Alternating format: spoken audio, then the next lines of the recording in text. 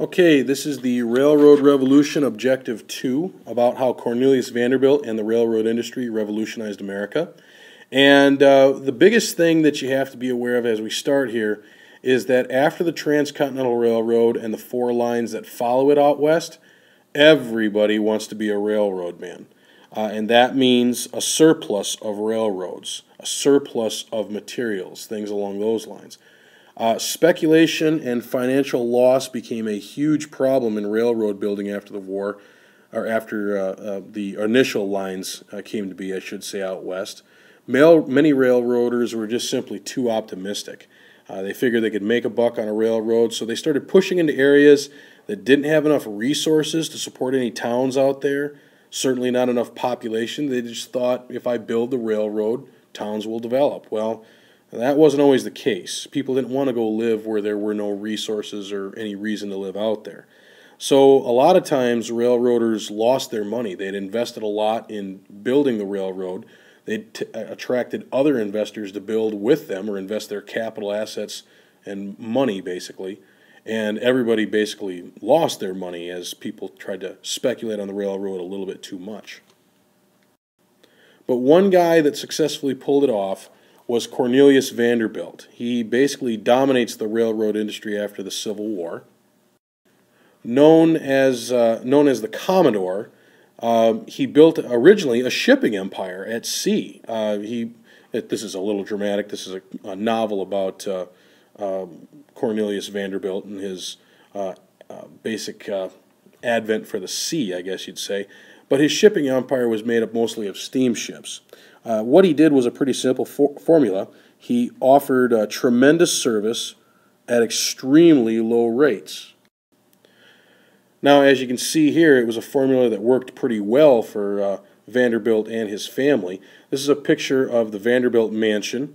He does pretty well for himself in shipping, but eventually in his 60s, which was not real young for that time period. I mean, you know, in that day and age, life expectancy was a lot shorter. He takes a real big gamble late in life by investing nearly everything that he has in railroads. Now, of course, that worked out for him pretty well as well. He used the same business philosophy as he did in shipping, with superior service at low rates, and eventually made $100 million. Outside of the mansion he already had, this is the residence that he had in New York City. And his family did well, too. Here's his son William's house that was on Fifth Avenue. Not too bad to have a dad like that. But what Vanderbilt was most famous for, I guess you'd say, with the railroad, was building the New York Central line into a major power. During the process, he switches from iron rails to steel rails. That'll help out a guy named Andrew Carnegie. More on that later on. And the New York Central line, which is still in operation today, became pretty famous and pretty reliable among shippers because it could bear a heavier load. Primarily, he did that by switching from iron rails to steel rails. Vanderbilt also built Grand Central Station in New York City. Here's a picture of what Grand Central Station still looks like today on the outside and on the inside. It's a pretty nice monument to Cornelius Vanderbilt and everything that he did in the railroad industry. But there's one other thing that people don't always think of with Vanderbilt either, and why he's famous. Vanderbilt was the primary donor for Vanderbilt University in Tennessee. And of course, as you would expect, given his nickname, and you can see it in the picture here, Vanderbilt University is today known as, for a nickname, the Commodores, which is a nice tribute to Cornelius Vanderbilt, who funded the most money to get it started. Now, Vanderbilt's biggest rival was another railroader named Tom Scott.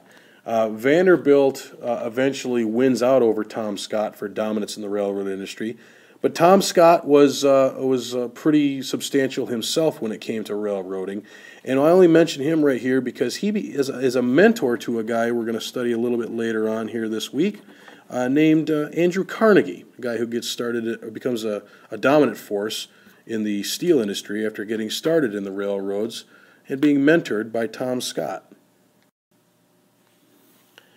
Now, while the cotton industry and the textile industry had been the major industries prior to the Civil War, after the Civil War, the railroad is going to replace them as the major industry, creating huge economic growth. Now, if you take a look at the chart here, the single biggest reason for population growth in the West is primarily due to the railroad industry. The railroad industry accounted for a change in the population from 4.5 million living in the West at the beginning of the Civil War to 16 million living in the West by 1890. In the years that happened in between, by 1870 the population jumped up to 6.8 million and eventually 11 million by 1880. So again, the population of the West basically quadruples itself because of the railroad track that is being laid down in the West at that time. If you look at the chart over here, in 1860 there were only really 35,000 miles of track in the entire country. By 1890 that number is going to go up to 166,000 miles of railroad track specifically out west, and that laying of the railroad track and the additional lines going down is going to increase the population. Now this creates an entirely new market for everything needed to start and maintain towns. Supplies, lumber, glass, anything you could ask for. It also managed to increase the population in cities back east because people could move there more easily and commute from outside areas to go to work. It transported thousands of barrels for the new oil industry, and it became the single biggest buyer of the new steel industry, driving up demand for both of those items. It brought raw materials from the West back to the East, and once those raw materials were turned into new goods, those new goods could now be transported back to the West. However, it also meant environmental disaster to a degree. Increased population meant more carving up of the land, more cutting of the forests, etc., etc. And also, despite the Westinghouse air brake as a safety feature, which made the brakes on trains much more effective, the telegraph, the double track, and also the Pullman Palace cars, which were nicknamed the traveling hotels, designed for more comfortable travel, safety was still an issue. In these cars, they were mostly equipped with kerosene lamps in the earlier days. In this picture, they're made a little bit more safe. But when you're talking about a train car that's made mostly of wood and you have swaying kerosene lamps all over the place, fires were still pretty common. And safety on trains were still an issue in other areas as well. Accidents were still very common. There were simply too many trains out there, too many tracks to successfully maintain everything properly, to keep track of everything that was going on, to keep trains from running into each other, to keep bridges like this from not breaking down and causing people to plummet to their deaths over a gorge. And of course, it probably wasn't real smart if you see this little guy right here to stand on the front of a train as it's going over one of these bridges. That's just kind of asking for something to happen.